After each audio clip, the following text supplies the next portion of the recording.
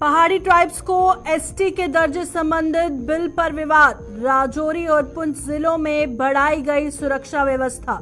जगह जगह की गई जम्मू कश्मीर पुलिस की तैनाती।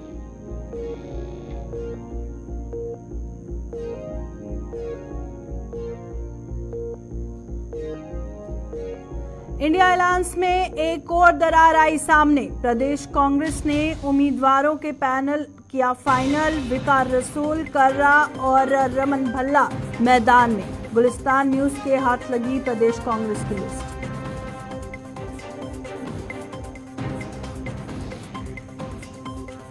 श्रद्धालुओं का इंतजार आज आखिरकार हुआ खत्म। जम्मू से अयोध्या के लिए रवाना हुई रेलगाड़ी। 13 फरवरी को भी कटरा से एक ट्रेन प्रस्तावित।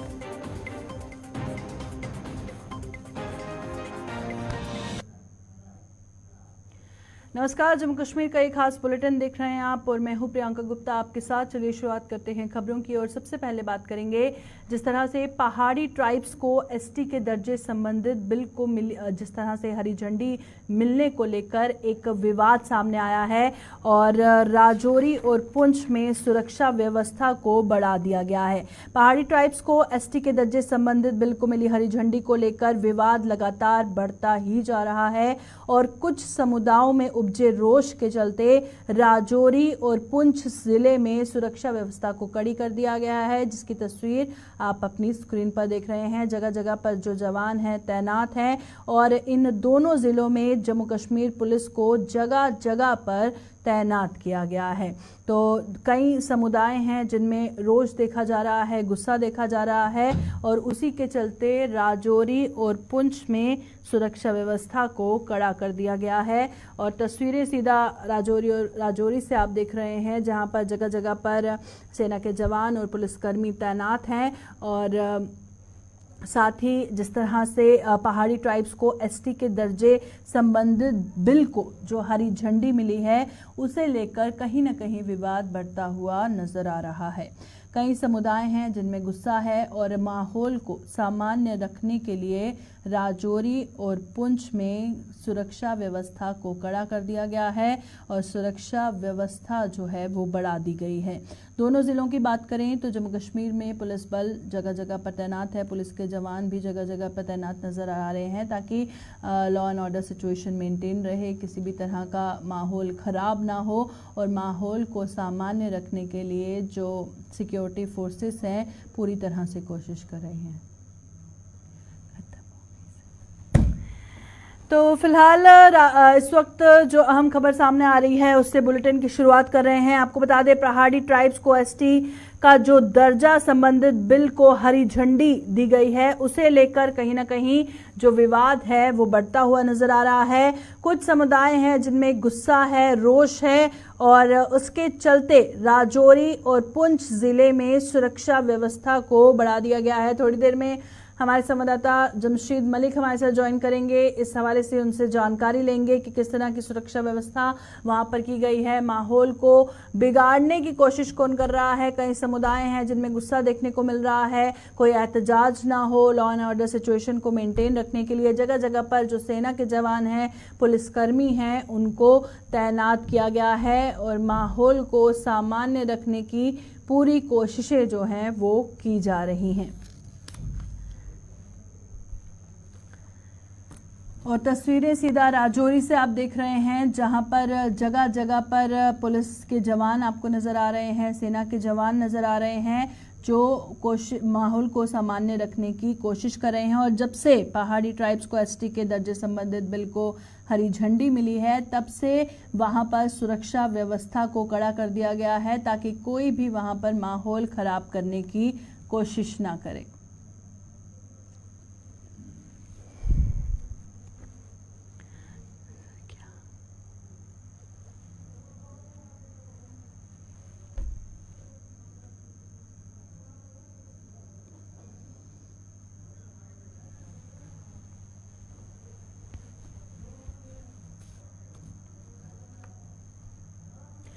चलिए जम्मू कश्मीर की सियासी गहमा गहमी पर भी नजर डाल देते हैं। आपको बता दें कि इंडिया अलायंस में एक और दरार सामने आई है, एक और दरार देखने को मिल रही है और प्रदेश कांग्रेस ने उम्मीदवारों का पैनल जो है वो फाइनल कर दिया है।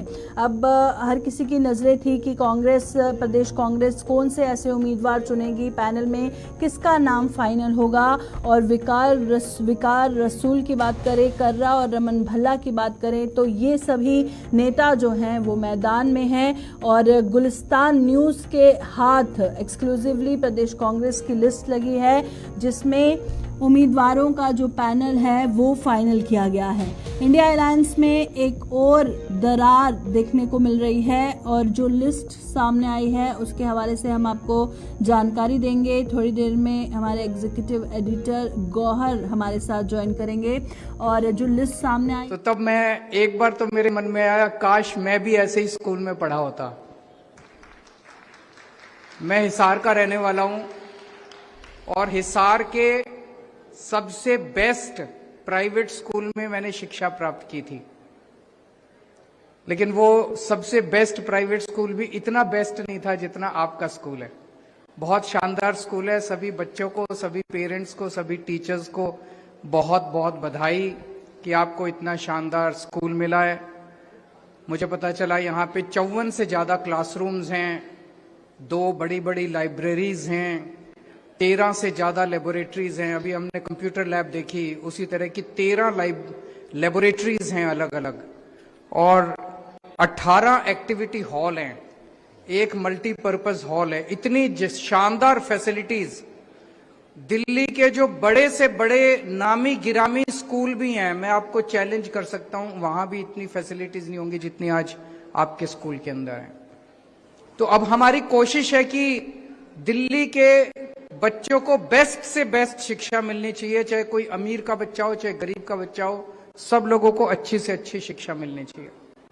यहाँ पे 1200 के करीब बच्चे एडमिशन लेंगे। और अभी परसों हम लोग किराड़ी गए थे। किराड़ी में हम लोगों ने 4 नए स्कूल्स का उद्घाटन किया। उन 4 नए स्कूल्स में 10,000 बच्चे पढ़ेंगे। पिछले 1 साल के अंदर मैं कैलकुलेट कर रहा था, हमने दिल्ली में इतने स्कूलों का उद्घाटन किया है जिसमें लगभग 1,00,000 1,50,000 बच्चे पढ़ेंगे। इतनी तेजी के साथ दिल्ली के अंदर एजुकेशन के इंफ्रास्ट्रक्चर को बढ़ाया जा रहा है। इतने सारे नए नए सरकारी स्कूल खोले जा रहे हैं। इतने बड़े स्तर के ऊपर मौजूदा सरकारी स्कूल के इंफ्रास्ट्रक्चर को अच्छा किया जा रहा है। यही स्कूल मुझे बताया गया 1997 में बना था। इसकी बिल्डिंग जो है जर्जर हो गई थी, इसको अनसेफ डिक्लेयर कर दिया गया था और उस बिल्डिंग को तोड़ के आज ये नई शानदार इमारत बनाई गई है। इसी तरह से पूरी दिल्ली के अंदर जहां जहां सरकारी स्कूल खराब हो गए थे, टूट गए थे, लगभग सभी बिल्डिंग्स को तोड़ के नई बिल्डिंग्स का निर्माण किया जा रहा है, जिसकी वजह से बच्चों को और टीचर्स को कॉन्फिडेंस आ रहा है और अच्छी पढ़ाई हो रही है और अच्छे नतीजे आने लगे हैं। पहले क्या होता था कि एक प्राइवेट स्कूल का बच्चा, एक सरकारी स्कूल का बच्चा आपस में मिलते थे तो सरकारी स्कूल के बच्चे में एक हीन भावना होती थी। वो जिस स्कूल में जाता था टेंट वाला स्कूल होता था, टिन वाला स्कूल होता था। प्राइवेट स्कूल में जो बच्चा जाता था उसकी शानदार बिल्डिंग होती थी, शानदार एजुकेशन होती थी, शानदार नतीजे आते थे। तो एक सरकारी स्कूल के बच्चे में हीन भावना होती थी। अब वो खत्म हो गई है। अब मैं सरकारी स्कूल के बच्चों से इंटरैक्ट करता हूं, क्या शानदार फर्राटे की अंग्रेजी में कई सारे बच्चे बात करते हैं। नीट में क्लियर कर रहे हैं, नीट के मेडिकल में जा रहे हैं, आईआईटी में जा रहे हैं, इंजीनियर बन रहे हैं। अलग अलग स्ट्रीम्स के अंदर अब हमारे सरकारी स्कूलों के बच्चे जा रहे हैं।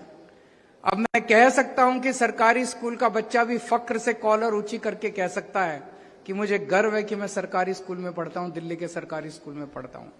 जिस तरह की फैसिलिटीज आज हमारे बच्चों को मिल रही हैं, ये फैसिलिटीज किसी भी प्राइवेट स्कूल के बच्चों को आज नहीं मिल रही। और हमारे लिए सबसे बड़ा पुण्य का काम है गरीबों के बच्चों को अच्छी शिक्षा देना। मुझे लगता है इससे बड़ा पुण्य का काम नहीं हो सकता।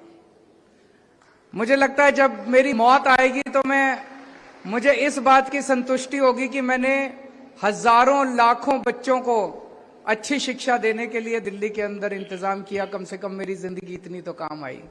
तो ये बहुत पुण्य का काम है। जब हमारी सरकार बनी थी,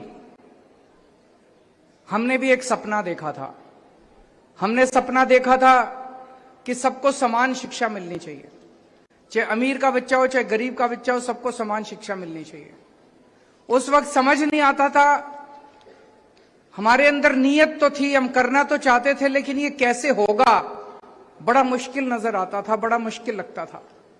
लेकिन नीयत थी, लगे रहे। आते ही बजट खूब बढ़ा दिया हम लोगों ने। शिक्षा के ऊपर खर्च होने वाला पैसा दिल्ली बजट खूब बढ़ा दिया। पहले भी उतना ही बजट होता था, अब भी उतना ही बजट था। प्रायोरिटी अलग अलग थी। पहले अनाप शनाप की बेफिजूल चीजों के ऊपर पैसा खर्च होता था। हमने तय किया भाई बाकी सारी चीजें तो बाद में भी हो जाएंगी, सबसे पहले बच्चों को अच्छी शिक्षा का इंतजाम करना है।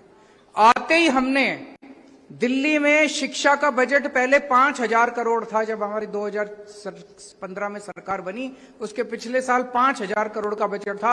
आते ही पहले साल में हमने उसको 10,000 करोड़ का बजट कर दिया, एक स्ट्रोक के अंदर। तब इतने सारे सरकारी स्कूल बनने लगे। ऐसे ही नहीं बन रहे इतने सारे अच्छे, इतनी सुविधाएं जो मिल रही हैं, पैसा खर्चना पड़ता है। आपको जान के ताज्जुब होगा, अभी देश का बजट आया, पूरे देश का, केंद्र सरकार का। केंद्र सरकार के बजट में पूरे देश के लिए शिक्षा और जा सके वो कटरा से जो ट्रेन अयोध्या के लिए रवाना होगी वहां पर जा सकते हैं। चलिए रुक करते हैं, हमारे साथ हमारे संवाददाता अनिल शर्मा ज्वाइन कर चुके हैं। अनिल, बताइएगा, आज खुशी की लहर है। लंबे समय से श्रद्धालुओं को का इंतजार था कि कब वो रामलला के दर्शन करेंगे, और आज फाइनली एक रेलगाड़ी आज अयोध्या के लिए रवाना हुई है। वहां पर आपने भक्तों से, श्रद्धालुओं से बातचीत भी की, भाजपा नेता भी वहां पर बहुत सारे मौजूद थे, और क्या कुछ कहना था वहां पे जो श्रद्धालु मौजूद थे? देखिए, इसमें ये साफ है कि प्रियंका, हर क्यों ना हो, क्योंकि वो लंबा दौर, वो लंबा वक्त और वो इंतजार जो है, वो घड़ी जो है वो अब खत्म हो चुकी है, और जम्मू से पहली ट्रेन को रवाना कर दिया गया है। और वो उत्साह क्यों ना हो, और लोगों में इस समय इस समय उत्साह का माहौल बरकरार है। लोगों का ये साफ कहना है कि हमें सौभाग्य प्राप्त हुआ है कि हम अयोध्या नगरी के लिए रवाना हो रहे हैं और राम के दर्शन करेंगे। और जिस संघर्ष की अगर हम बात करते हैं, क्यों ना वो संघर्ष को अगर हम याद करें तो उस संघर्ष का आज पूर्ण तरीके के साथ जो है परिणाम देखने को मिला है। और प्रभु श्री राम जी के दर्शन करने के लिए तमाम वो भक्तजन जो हालांकि अशोकपुर आज जम्मू में पहुंचे थे, और जम्मू में उन्होंने जो है फ्लैग ऑफ किया, हरी झंडी देकर जो है ट्रेन को रवाना किया। उनका ये साफ कहना है कि हमने वो दौर देखा है कि जब हमारे ही साथियों को, जो कार सेवक थे, उन्हें रोका गया जम्मू के रेलवे स्टेशन में, और वहीं पर पुलिस ने उन्हें हिरासत में लिया था और उन्हें आगे जाने की इजाजत तक नहीं दी थी। आज वो दौर है, आज वो दौर बदल चुका है, लोगों की मानसिकता बदल चुकी है, विचारधाराएं बदल चुकी हैं। तो श्रद्धालुओं में काफी ज्यादा उत्साह का देखने को मिल रहा है। और अयोध्या नगरी की बात करते हैं, और पहली आस्था एक्सप्रेस को जो है वो जम्मू से रवाना किया गया है। और इसमें आपको बता दें कि पूरी तरह से हर एक फैसिलिटी की प्रबंध जो है, हालांकि ब्रेकफास्ट से लेके लंच लेके डिनर तक, और इन बिटवीन जो स्नैक्स होते हैं वो भी प्रदान जो है इन लोगों को किए जाएंगे, उन श्रद्धालुओं को किए जाएंगे जो प्रभु श्री राम जी की नगरी में जाकर जो है वहां पर जाकर दर्शन करेंगे। और लगातार उत्साह जो है उनके अंदर बरकरार है। चलिए, बहुत बहुत शुक्रिया हमारे साथ ज्वाइन करने के लिए अनिल शर्मा। जिस तरह से जानकारी दे रहे थे कि जो श्रद्धालु आज ट्रेन में बैठ के अयोध्या के लिए रवाना हुए हैं रामलला के दर्शन करने के लिए, बेहद उत्साहित थे, और बेसब्री से जम्मू वासियों को इंतज़ार था कि कब वो रामलला के दर्शन कर पाएंगे। तो आज पहली रेलगाड़ी अयोध्या के लिए रवाना हुई है।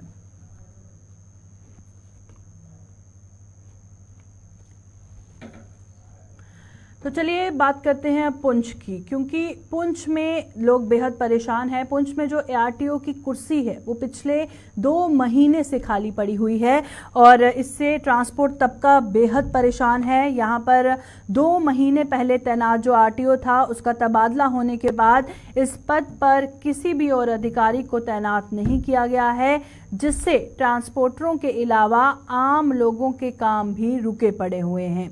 तो पिछले 2 महीनों से ARTO की कुर्सी खाली है। वहां पर जो पिछला ARTO था उसके तबादले के बाद इस पद पर अभी तक कोई भी अधिकारी नहीं आया है, जिससे ट्रांसपोर्ट तो परेशान है ही है, वहीं पर आम आवाम भी बेहद परेशान है। लोगों के ज़रूरी दस्तावेज तैयार ना होने से ट्रैफिक पुलिस को भी मजबूरी में उनके धड़ाधड़ चालान काटने पड़ रहे हैं। और आखिर क्या वजह है जो पिछले 2 महीनों से ARTO की कुर्सी खाली है और इस पद पर किसी भी अधिकारी को तैनात नहीं किया गया है?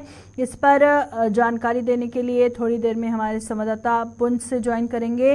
पर फिलहाल आप अंदाज़ा लगा सकते हैं कि जिस कुर्सी पे 2 महीनों से ARTO नहीं है, उसका जो ट्रांसपोर्ट तबका है उस कितना परेशान होगा।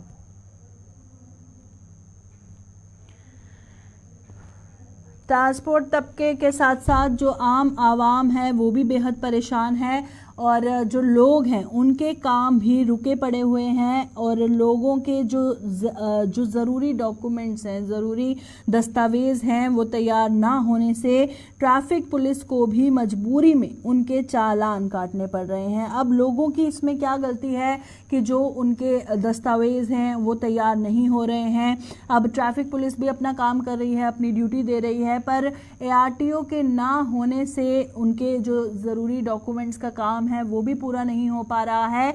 और पिछले सिस्टम जो वहाँ पर है उसका अंदाज़ा आप साफ तौर पर लगा सकते हैं कि 2 महीने से ARTO की जो कुर्सी है वो खाली पड़ी हुई है, जिससे आम आवाम को बेहद परेशानियों का सामना करना पड़ रहा है।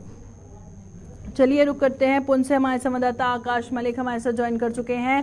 आकाश, बताइएगा आखिर क्या वजह है जो 2 महीने से कुर्सी खाली है ARTO की? पिछले ARTO के तबादले के बाद भी किसी अधिकारी को यहाँ पर तैनात क्यों नहीं किया गया है?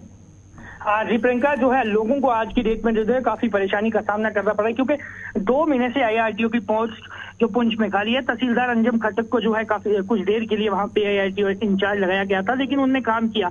आज उनका तबादला जो है श्रीनगर में एज तहसीलदार शोपियां हो गया। उसके बाद जो है इस वक्त लोगों में काफी गुस्से का माहौल है, क्योंकि काफी सारे लोग जो है उनका कहना है, ट्रांसपोर्टर्स का कहना है कि ट्रैफिक पुलिस जिस तरीके से नाके लगा के सख्ती कर रही है, डॉक्यूमेंट्स काफी गाड़ियों के अभी नहीं भरे गए। उसकी बड़ी वजह है कि ARTO पुंछ ना होने के कारण लोगों को जो है काफी परेशानी का सामना करना पड़ता है।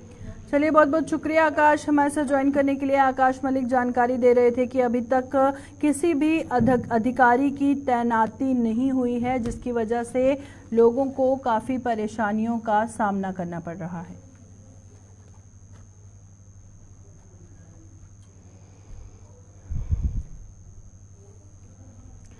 तो चलिए बढ़ते हैं आगे। अब बात करेंगे जम्मू के ऑटो चालकों की। ऐसा बहुत बार शिकायतें आती हैं कि जितना सफ़र होता है उससे ज़्यादा किराया जो है ऑटो चालक वसूलते हैं। अब ऑटो चालकों की मनमानी पर रोक लगाने के लिए यातायात विभाग सख्ती बरतने जा रहा है और अब ऑटो में मीटर लगाने के साथ ही उसके हिसाब से प्रति किलोमीटर की दर से निर्धारित किराया लेना होगा। इस संबंध में यातायात विभाग मार्च महीने से कार्रवाई की प्रक्रिया शुरू करने जा रहा है। और अब कितना सहूलियत आम जनता को होगी जो ऑटो से आते जाते हैं या फिर जो टूरिस्ट जम्मू पहुंचते हैं, उनको पता नहीं होता है रास्ते का, और कई ऑटो वाले हैं जो लंबा रास्ता लेकर उनसे ज़्यादा किराया वसूलते हैं या फिर मीटर के बिना जितना किराया वसूलना चाहिए उससे कहीं ज़्यादा वसूलते हैं। तो इस पर जो अब यातायात विभाग है वो कार्रवाई करने जा रहा है, सख्ती बरतने जा रहा है और ऑटो चालकों की मनमानी पर रोक लगाने जा रहा है। अब ऑटो में मीटर लगेंगे, मीटर के हिसाब से जो प्रति किलोमीटर किराया होगा वही ऑटो चालक ले सकते हैं, अपनी मनमानी नहीं कर सकते हैं। जो मनमानी करेगा उस पर जो यातायात विभाग है वो एक्शन लेगा। चलिए रुक करते हैं जम्मू का। हमारी संवाददाता शिल्पा शर्मा हमारे साथ ज्वाइन कर चुकी हैं। शिल्पा, बताइएगा, बहुत सारी शिकायतें ऑटो चालकों के लिए आती हैं कि कई मनमानी करते हैं, कई टूरिस्ट यहाँ पर आते हैं, वो भी एक नेगेटिव इमेज लेके जाते हैं जब उनसे ज़्यादा किराया वसूला जाता है।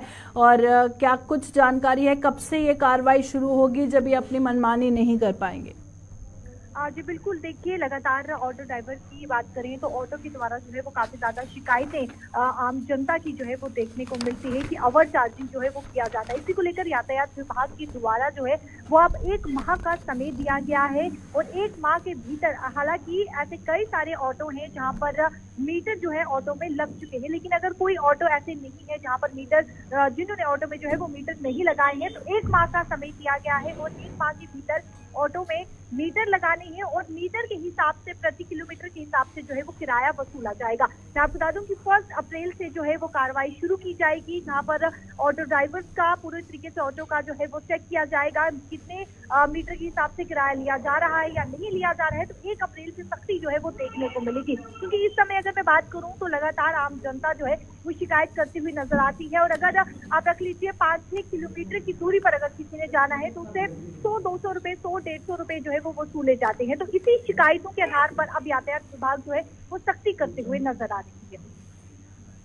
जी शुक्रिया शिल्पा, ज्वाइन करने के लिए। जम्मू से हमारी संवाददाता शिल्पा शर्मा जानकारी दे रही थी कि ऑटो चालकों पर अब जो मनमानी करते हैं उन पर कार्रवाई मार्च से यातायात विभाग करेगा, जिससे आम जनता को बेहद सहूलियत होगी। अभी के बुलेटिन में इतना ही, दीजिए इजाजत, नमस्कार।